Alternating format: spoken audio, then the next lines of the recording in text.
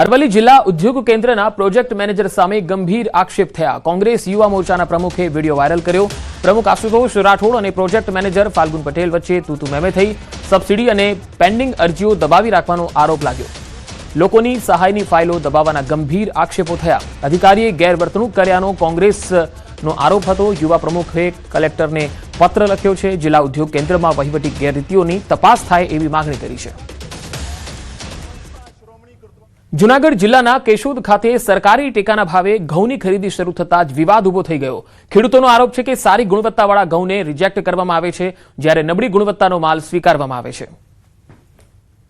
ઘઉં ભરીને આવ્યો છું અને ઘઉં 12-13 ખાંડી ભરીને આવ્યો અંદાજે, અને મારા ઘઉં રિજેક્ટ કર્યા। દવણું કરેલ 4 છે, બરાબર। અને આમાં ઘઉં અહીંયા બીજા ઘઉં અહીંયા બીજા તોરે છે, મારા ઘઉં નપાસ કર્યા। નપાસ થવાનું કારણ કે કમ્પ્લીટ છે લાલ દાણો છે। નબળા માલની ખરીદી થાય છે અને હારા માલને રિજેક્ટ કરે છે।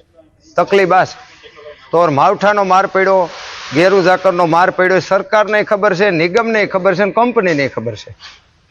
કા દરેક ખેડૂતના લેવામાં આવે, કા દરેકના રિજેક્ટ કરવામાં આવે। કોઈ ખેડૂત કે કોઈ સરકાર સામે વિરોધની વાત નથી આવતી। મારા ઘઉં અહીંયા આવ્યા હતા, મારા ઘઉં રિજેક્ટ થયા છે, દહીંનું કરેલા હતા। જે મારાથી નબળા ઘઉં છે ને ભાઈ, એ અહીંયા તોરાય છે। એ આ ને બધી સરકારની ભાજપની આ નબળાઈ કહેવાય। આ લોકોને બધાના ઘઉં હરખા તોરી લેવા જોઈએ।